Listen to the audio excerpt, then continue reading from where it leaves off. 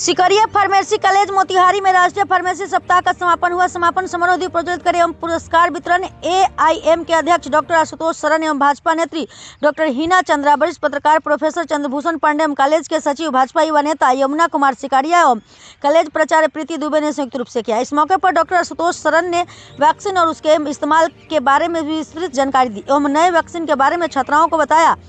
Doctor Hina Chandra ने pharmacy के महत्व के बारे में जानकारी दी तो डॉक्टर और फार्मासिस्ट में अंतर बताया एवं प्रोफेसर चंद्रभूषण पांडे ने कहा कि फार्मेसी का बहुत बड़ा दायरा है। सचिव यमुना सिकारिया ने कहा कि यह कार्यक्रम भारत सरकार के उपक्रम फार्मेसी काउंसिल ऑफ इंडिया के निर्देशानुसार pharmacist as the advocate of vaccination के तर्ज पर किया गया था, जिसका आज समापन हुआ है। जागरूकता लाने के उद्देश्य से सरकार ऐसे कार्यक्रम करती है।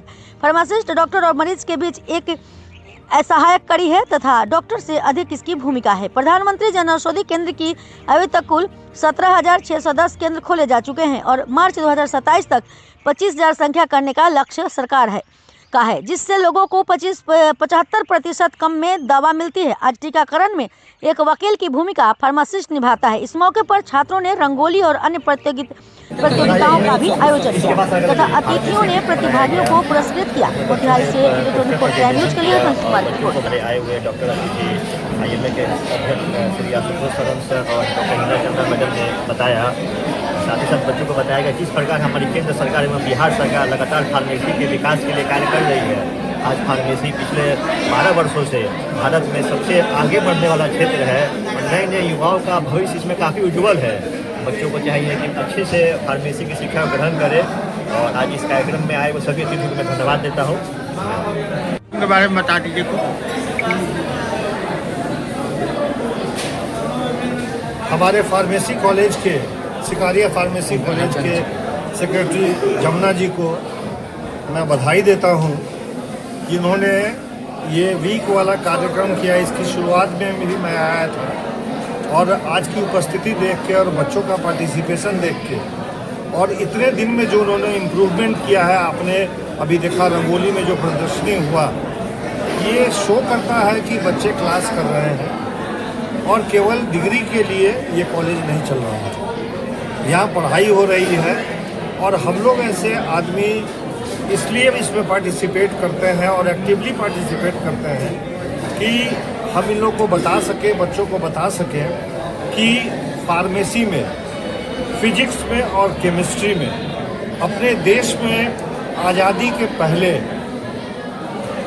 बहुत लोगों को, चाहे वो JC बोस हों या इकोनॉमिक्स में अमर्त्य सेन हो, ये लोग सब रविन्द्रनाथ टैगोर लिटरेचर में हो नोबेल प्राइज़ लेके गए, लेकिन अभी तक हमारे ज़िले से कोई आदमी नेशनल लेवल पर फार्मेसी में या मेडिसिन में या सर्जरी में कुछ ऐसा कर सके जो एग्जाम्पल बन जाए। तो इन बच्चों को ये स्वप्न जरूर देखना चाहिए और हम लोग उसमें सहभागी रहें, उनको जगह जगह पर हेल्प करें।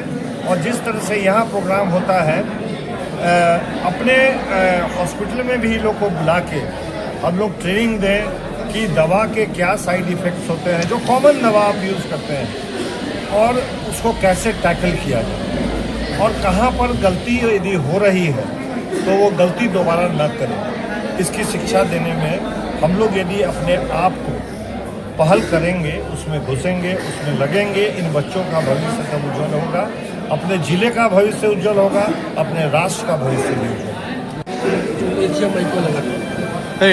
मुझे सिकारिया फार्मेसी कॉलेज में हम सभी उपस्थित हैं वर्ल्ड फार्मेसी वीक मनाने और मुझे बहुत अच्छा लग रहा है। काफ़ी संख्या में फार्मेसी की डिग्री ले रहे बच्चे यहाँ उपस्थित हैं।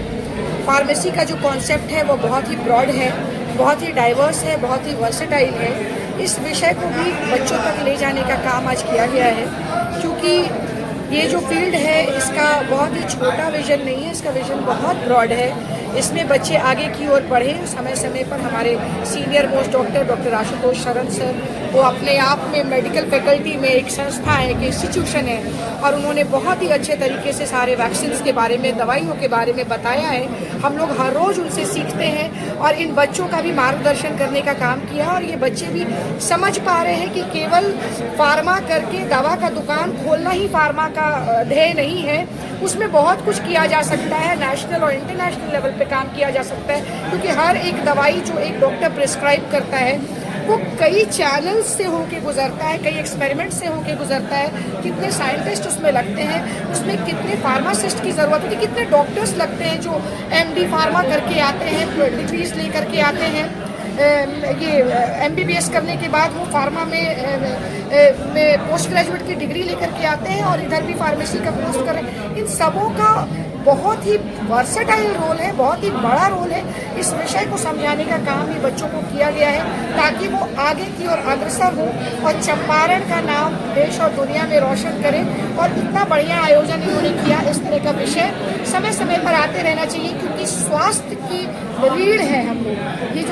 ये जो हेल्थ सेक्टर है ना, इसमें ये फार्मासिस्ट भी बैकबोन का काम करते हैं। इन लोगों के बिना भी कुछ सोचना जो है, कल्पना करना बहुत ही ये नॉर्मल नहीं, हम लोग नहीं कर सकते हैं कल्पना।